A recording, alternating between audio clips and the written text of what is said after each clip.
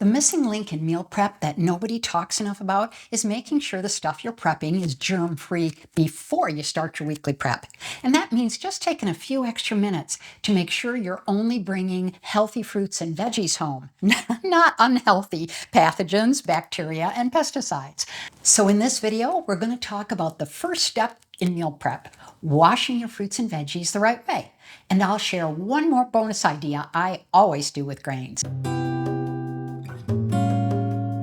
When you bring produce into your kitchen, like all of this, no matter where it comes from, do you wash it?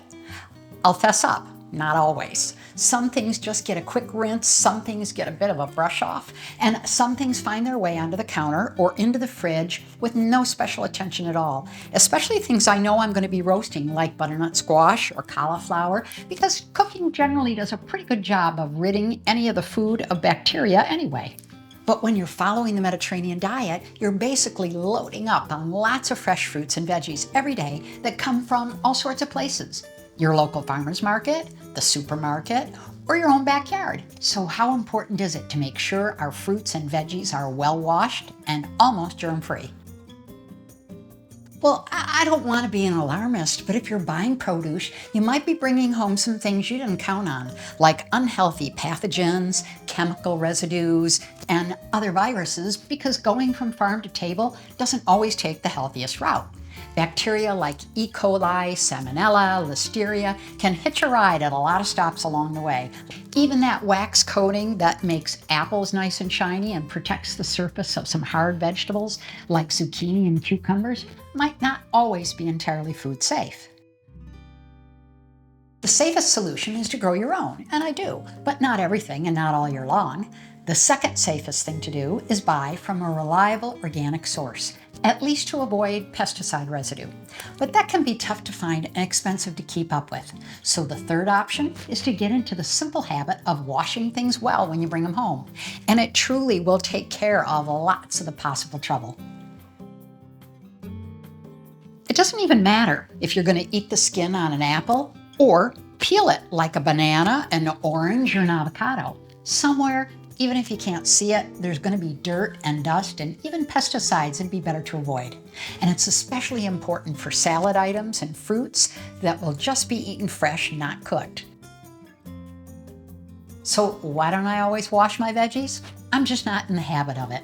And this year, that's going to change because it only takes a few minutes and it's one more little step to make it easier to boost my daily diet of fruits and veggies. All you really need to clean produce at home is a clean wash basin, running water, and some clean cloths. There are extras like a salad spinner and a produce brush and some baking soda and vinegar, but they're not really necessary. I just like the ritual of it all. First things first, it's really important to start with a clean sink and wash up. Dirty hands risk introducing bacteria and other microorganisms into the process that you don't want to bring along. Big bowl and strainer. You can use a salad spinner like I have, or a large bowl and a colander that holds produce in but lets the dirty stuff drain away. A veggie brush you reserve for this task only. It helps remove dirt from hardier produce like potatoes and carrots and apples because it can get into all those hard to reach little nooks and crannies. Clean kitchen towels or paper towels. Pat the produce nice and dry before storing because excess moisture can make produce wilt and rot a lot faster. And your choice, 1 teaspoon of baking soda for every 2 cups of water, or vinegar at a ratio of 1 cup of vinegar to 4 cups of water, but never ever prepackaged produce wash.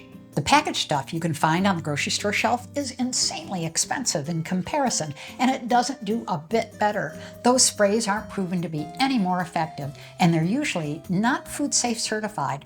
I'd rather spend my money on getting the best ingredients I can afford. I'm partial to baking soda for 2 reasons.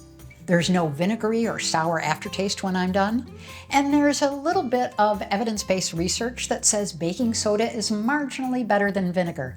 And if I'm going to bother to go through this effort, why not follow the science? Wash your hands for 20 seconds with warm water and soap before and after preparing fresh produce. Fill a basin with cool water. This could be your sink, a mixing bowl, or a salad spinner. My favorite, a salad spinner with a colander-like inner bowl and a solid outer bowl. You can soak and scrub the produce and remove it from the dirty water, all in one simple tool. If your produce is packed dense with leaves like cabbage, leeks, or lettuce, remove the outer layer before cleaning. And if you're cutting into something, even if you're not eating the exterior, wash the outside as though you were eating it.